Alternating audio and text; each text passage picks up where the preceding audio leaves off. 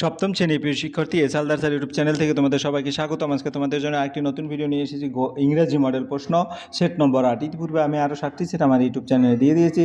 আর সপ্তম শ্রেণীর অন্যান্য সকল বিষয়ে আমার ইউটিউব চ্যানেলে তোমরা এরকম বিভিন্ন ধরনের মডেল প্রশ্ন পাবে, আর পাশাপাশি পাবে হচ্ছে টেক্সট বই সমাধান, বা যেমন তোমার গিয়ে হলো ইংরাজি, অঙ্ক, পরিবেশ, এরকম সমস্ত বিষয়ের কিন্তু টেক্সট বই সমাধান আমি এক এক করে দিয়ে দিয়েছি।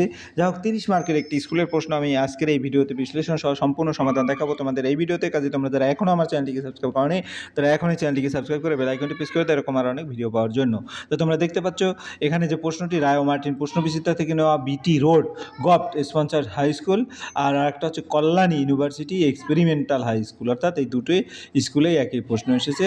তাই এখন এখানে তোমার প্রথমে একটা read the passage carefully and answer the following question, অর্থাৎ এখানে একটা প্যাসেজ আছে, কম্প্রিহেনশন আছে, সেই কম্প্রিহেনশন ভালো করে বুঝে তার উত্তরগুলি করতে হবে বরাবরের মতো। তোমরা 6-এ 5-এ পড়ে এসেছো এরকম করে।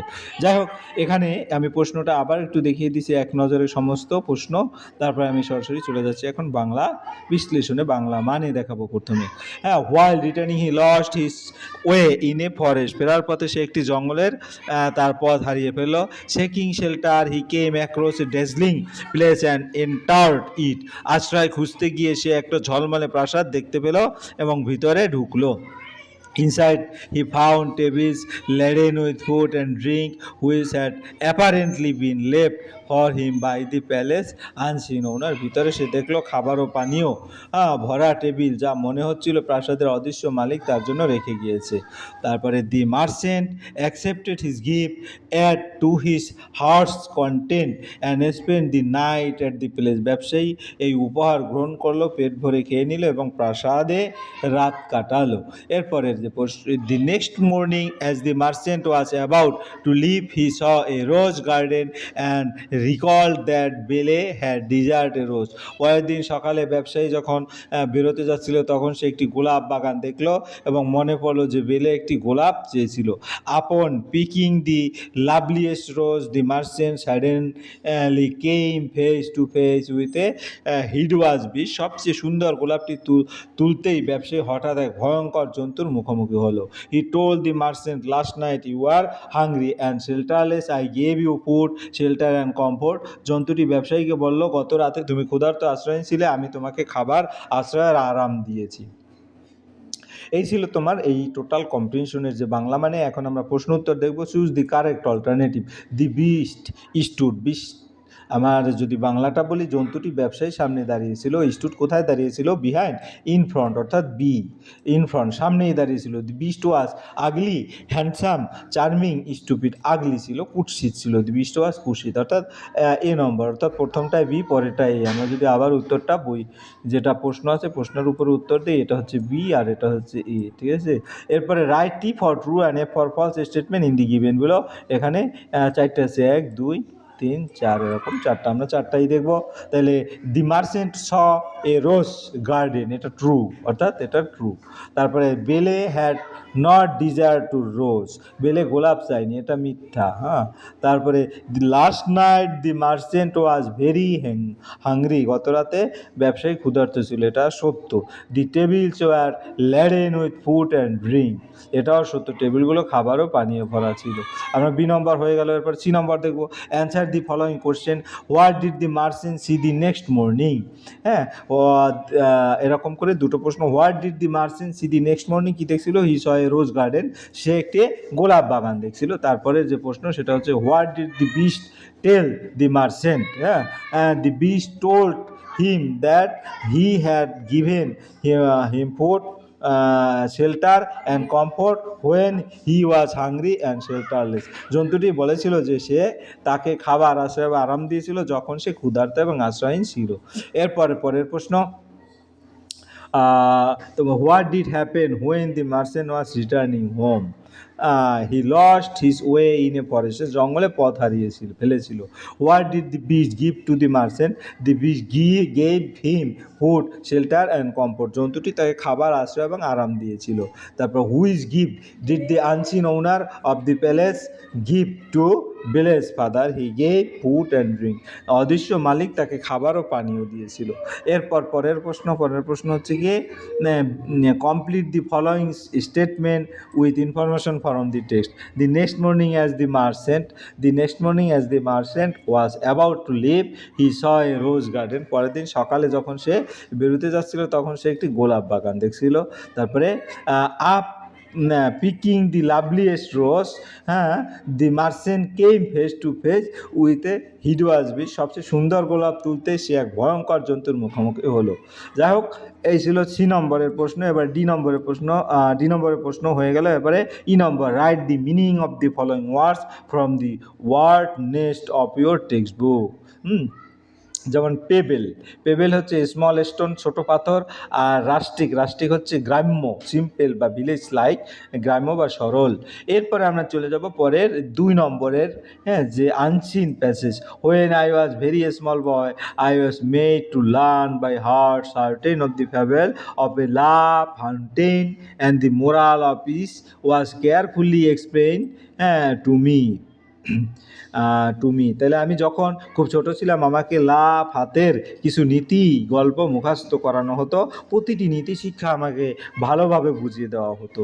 Among those I learn was the ant and the গ্রাসহপার which is device to bring home to the young the useful lesson that in an imperfect word hard work is rewarded and guidance is punished. এগুলোর মধ্যে আমি পিঁপড়ে এবং ঘাসফড়িংয়ের গল্পটি শিখেছিলাম, যা ছোটদের শেখানোর জন্য তৈরি। অপূর্ণ পৃথিবীতে পরিশ্রম পুরস্কৃত হয় এবং অমনোযোগী শাস্তি পায়। এখন আমরা প্রশ্ন দেবো, answer the following question, name the book and the fable which was learned by the narrator.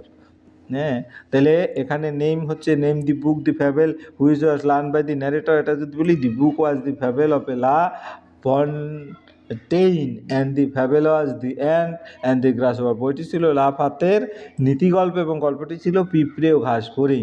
Which lesson did the narrator learn from the fable? The narrator learn that hard work is rewarded and guidance is punished. বর্ণাকারী শিখেছিল যে পরিশ্রম পুরস্কৃত হয় এবং অমনোযোগিতা হালকা মনোভাব শাস্তি পায়। এরপর পরের প্রশ্ন, write down the meaning of the given word giddiness. হ্যাঁ, তাহলে আমরা যদি দেখি গিডিনেসের মিনিং ওয়ার্ডটা কী হবে, এটা হলো ফুলিশনেস অথবা কেয়ারলেসনেস, বোকামি অথবা অসাবধানতা। ঠিক আছে, এরপর পরের প্রশ্ন যাব, do as directed grammar and vocabulary. When do you goes went to school. আমরা এটাকে যদি দেখি উত্তরটা কী হবে, উত্তরটা হবে হোয়েন ডু ইউ গো, অর্থাৎ গো হবে উত্তর। এরপরে it heavily, it is raining heavily, এখানে ইজ রেইনিং হবে। তারপর I know him well, change the voice. হ্যাঁ, তো ভয়েস যদি চেঞ্জ করি তাহলে কী হবে, হ্যাঁ, he is known to all, change voice, অর্থাৎ আমি তাকে ভালোভাবে চিনি এবং সে আমার কাছে ভালোভাবে পরিচিত, এভাবে উত্তর হবে। He could do nothing, change the voice. তাহলে nothing could be done by him, অর্থাৎ তার দ্বারা কিছু করা সম্ভব হয়নি। এটা গেল তোমার 3-4 নম্বর পর্যন্ত। এরপরে 5-6 আমি পরেরটা দেখব। দেখি first for a day, identify the parts of speech of the underline word. হ্যাঁ, তাহলে আমাদের আন্ডারলাইন ওয়ার্ড বলতে হবে। Parts of speech of underline word, first হচ্ছে নাউন। হ্যাঁ, এটা ফার্স্ট একটি বিশেষ্য। তারপরে হি লিভস ইন ইউরোপ, ইনটা হচ্ছে প্রিপোজিশন। হ্যাঁ, তাহলে হি লিভস ইন ইউরোপ, কী বলছে, change the gender, he lives কোথায়, এটা অ্যাপ্রোপ্রিয়েট আর্টিকেল বসাতে হবে অথবা প্রিপোজিশন। তাহলে ইন বসছে এখানে Europe, he lives in Europe. তারপরে change the gender of the gander goose, অর্থাৎ পুরুষ হাঁস গ্যান্ডার আর গুস হচ্ছে মহিলা হাঁস। এরপরে he will go to the market tomorrow, identify the tense of the given sentence. হ্যাঁ, he will go to the market tomorrow, এটা সিম্পল ফিউচার টেন্স। হ্যাঁ, তারপরে যদি আমরা দেখি তারপরে কি আছে, তারপরে তোমার 8 number, he will go the market tomorrow তো হয়ে গেল। এই তো আমার সব মোটামুটি হয়ে গেছে। এরপরে 4 নম্বর দেখবো, fill in the blank with present continuous tense, past continuous tense the verbs given in the bracket. হ্যাঁ, তাহলে প্রথমে যেটা আছে it has been raining, it is raining now, present continuous tense. Hari study at 9 AM yesterday, এটা past tense হবে। তাহলে Hari was studying at 9 PM yesterday, গতকাল রাত 9টায় হরি পড়াশোনা করছে। The prime minister visit Kolkata today, is visiting Kolkata today, মানে প্রেজেন্ট কন্টিনিউয়াস টেন্স। এরপর আমরা যাবো 5 নম্বরের প্রশ্ন। 5 number, write a biography on Raja Rammohan Roy using the following points. এই পয়েন্টস ব্যবহার করে রাজা রামমোহন রায়ের একটা বায়োগ্রাফি লিখতে হবে। আর write a paragraph the benefits of morning walk using the following points, দুটো। তাহলে আমরা প্রথম প্রশ্নই দেখব। প্রথম প্রশ্ন কী আছে? অপশন এ, বায়োগ্রাফি অফ রাজা রামমোহন রায়। হ্যাঁ, Raja Rammohan Roy was a great social reformer of India. Raja Rammohan রায় ভারতের একজন মহান সমাজ সংস্কারক ছিলেন। এভাবে করে তোমরা এই যে প্রশ্ন আছে টোটাল 10টি প্রশ্ন ভালো করে, মানে লাইন, এটা ভালো করে পড়ে নেবে। এবং সর্বশেষ যেটা আছে, right a paragraph on benefits of morning walk. Morning walk is a very good habit. এভাবে করে টোটাল 10টি আছে। এই ছিল তোমার সামগ্রিক আলোচনা। আশা করি ভিডিওটি মনোযোগ সহ দেখলে ফুললি প্রশ্নের উত্তর বুঝতে পারবে। পরিশেষে বলবো, ভিডিওটি দেখার জন্য অসংখ্য ধন্যবাদ। ভিডিওটি ভালো লাগলে লাইক, কমেন্ট, শেয়ার করতে ভুলবে না। সেই পর্যন্তই, ধন্যবাদ সবাইকে।